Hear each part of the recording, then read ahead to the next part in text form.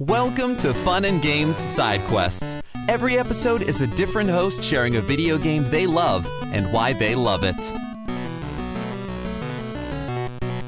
Hello, everybody. My name is Dave Jackson, and I'm the host of Tales from the Backlog and a Top 3 podcast coming to you today to talk about a game that I think everybody should play. It is called Chained Echoes.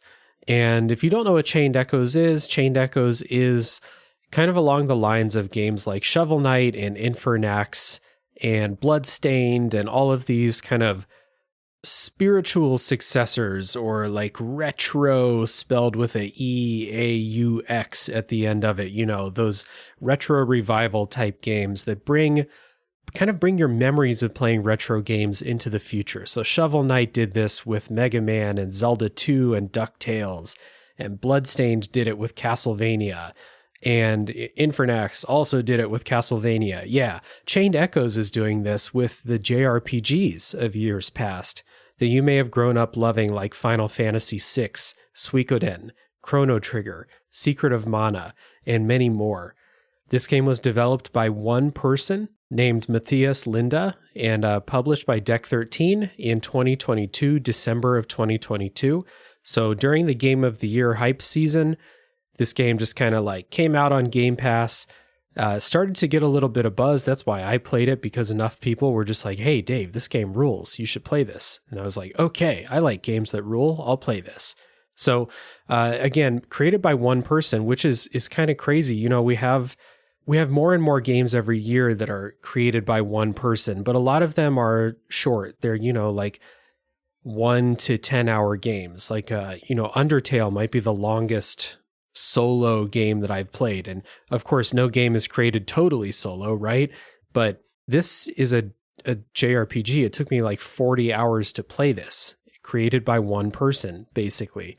Music was done by another person, and of course, other people helped out. But this is like the creative output of this one guy, Matthias Linda. So I want to talk about why it rules. So I mentioned that it's kind of paying homage to those games from the past, Final Fantasy VI, Suikoden, Chrono Trigger, and stuff. And I think there's an inherent danger of doing a game like that that's so heavily inspired by, you know, these standout games from the past, these revered titles of many of our childhoods and stuff. There's a danger of, like, you know, not having your own identity, kind of just doing too many references and stuff like that. And I think this game strikes a great balance between pulling stuff that you loved about those games, pulling references, like one of the first bosses in the game is a giant octopus that you fight while on a raft. And if you played Final Fantasy VI, you're going to love that when that comes up. But this game is not just that. This game has its own ideas. This game has a story that stands out. Like, I like the story in Chained Echoes more than I like the story of a lot of those games that I mentioned before. I think it's a really excellent creative story that avoids a lot of the pitfalls that JRPGs get into from time to time. You know how, like, the scope will keep increasing to a point where, like, the story at the beginning doesn't matter anymore, or, oh, hey, you got to the final boss. You know what? So you beat the final boss. Turns out that God was watching you the whole time. God's really angry, and you're going to have to fight God now. You're not sure why you're fighting God, but you are. Chained Echoes doesn't have that problem. Every place that the story goes in Chained Echoes makes total sense. It has a lovely group of characters for you to connect with, and you really get invested in the fate of these characters. And when there are betrayals and reunions and everything in between, you're in it. You love what's going on with these characters in the story. The places that the story goes is super, super entertaining. So obviously, I'm not going to spoil anything. That's kind of the point of how I do my show, and nobody wants to get spoiled listening to a Side Quests episode, so I'll keep it at that. The other thing that I want to really shout out with Chained Echoes, and this is, again, particularly relevant since this is a JRPG-inspired game. This has turn-based combat, traditional turn-based combat. It's not ATB like Final Fantasy or Chrono Trigger. It's just straight-up turn-based, and it is rigorous. That's the word I'll use, rigorous.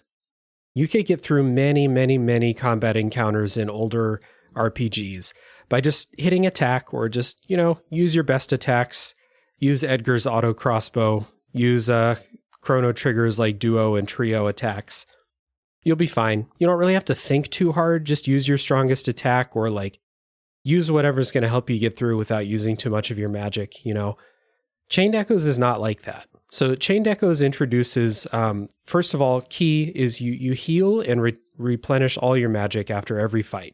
And every fight requires you to use your best skills during the fights. By taking away the stress of like, well, if I use my best skills, then I'm going to not have any more magic after the fight. By taking that away, it frees you up to really get into the strategy. The other thing that it does is it has this thing called the overdrive meter at the top. And I won't spend all of my 15 minutes talking about the overdrive mechanic here. You can go listen to my episode of Tales from the Backlog about that, about Chained Echoes if you'd like. But basically what it is it's a bar. On one side is a yellow section, and then there's a green section, and then on the right side there's a red section. And as turns are played out in combat, your cursor moves to the right. So eventually you'll move into the green section where your attacks do more damage, you take less damage, they use less magic. It's the golden zone. You'll want to be there. But you'll keep moving to the right through every turn. And eventually you'll get into the red section where you do less damage, you take more damage, and your skills use more magic. It's bad news. And not managing this can mean you lose to the most basic of mobs out in the world in combat. There are lots of ways to manipulate where the cursor is in combat. And again, I'm not going to go too deep into it, but this manipulation of the overdrive bar keeps you engaged in not just what attacks you're doing because of their effect on the battle, but also their effect on the overdrive bar. And adding in this extra bit of strategy into turn-based combat takes something that can get really tired and mindless and just, you're just tapping without really paying attention to what you're even doing. You just hit attack 65 times in a row till the battle's over. In Chained Echoes, you can't do that. And to compensate for this, they've let you heal after every battle. There are no experience points. You just level up after you beat bosses, basically. And there are no random battles, and there are comparably fewer battles to go through as you're going through a dungeon or out in the field or something like that. There are fewer battles, but all of them mean more. And I've come to appreciate when turn-based combat really makes me focus on strategy and think about the abilities that my characters have and how their abilities can synergize with each other, which is another big thing this combat system does. So I really have just nothing but compliments for Chained Echoes as far as, like I said, the story, the combat is super engaging throughout the entire game. There are lots of things that get introduced to mix up how you do the combat.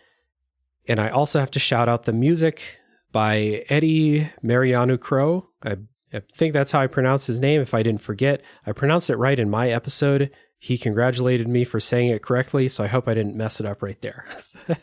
Shout out to Eddie, because this soundtrack is fantastic.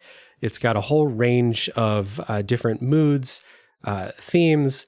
Battle themes are exciting and motivating. Themes when you're out in the field or different areas with their own, they all have their own visual style. They all have their own musical style as well. So all told, all put together, you've got a really good story. You've got memorable characters. You've got engaging turn-based combat that makes you strategize. And then you've got awesome, pixel art visuals and awesome music. Chained Echoes, out of nowhere, a project from, again, mostly a solo developer, is so good that I'm here talking about it on side quests when I have to, I want to pick a game that I really feel passionate about, that I want people to hear about. I'm here talking about it.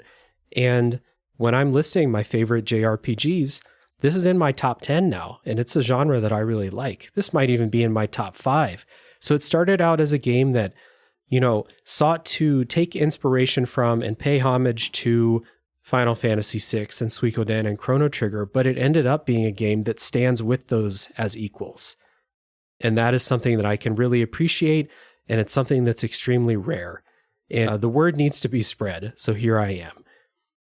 I really hope everyone plays Chained Echoes. At the time of recording this, it's on Game Pass still. Its full price, I believe, is like $20, maybe $30 full price for a 40-hour JRPG. It's really great value for your money. I hope everyone gives it a shot. And if you enjoyed listening to this, I would also appreciate you giving my podcast a shot. It's called Tales from the Backlog. Every episode is a gaming review, but we're talking about backlog games that might have fallen between the cracks, like Chained Echoes did for me when it first released. Every episode is a 2 to 3 hour deep dive on the game of the week. And the key thing about my show is that every episode has a deep dive, no spoiler section for the first half of the episode.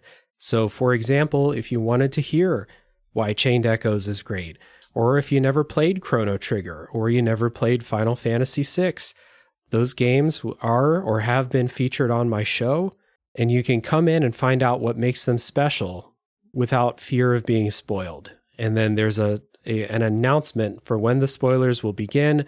There's a timestamp in every show notes description for when the spoilers begin, so you can leave if you don't want to, ruin the story for yourself. So again, my name is Dave Jackson. I really hope you play Chained Echoes. Check out my show, Tales from the Backlog. And as always, happy gaming. Hey there, Screen Beans. Have you heard about Screen Snark? Rachel, this is an ad break. They aren't Screen Beans until they listen to the show. Fine. Potential Screen Beans. You like movies and TV shows, right? I mean, who doesn't? Screen Snark is a casual conversation about the movies and television shows that are shaping us as we live our everyday lives. That's right, Matt. We have a chat with at least one incredible guest every episode, hailing from all walks. We've interviewed chefs, writers, costumers, musicians, yoga teachers, comedians, burlesque dancers, folks in the film and TV industry, and more. We'd be delighted for you to join us every other Monday on the Certain POV Podcast Network. Or wherever you get your podcasts, fresh and tasty off the presses. What? That's not... Can I call them Screen Beans now? Fine. Screen Beans! So tune in and we'll see you at the movies or on a couch somewhere. 'Cause you're all Screen Beans now. You will be mine. Aurora. CPOV. CertainPOV.com.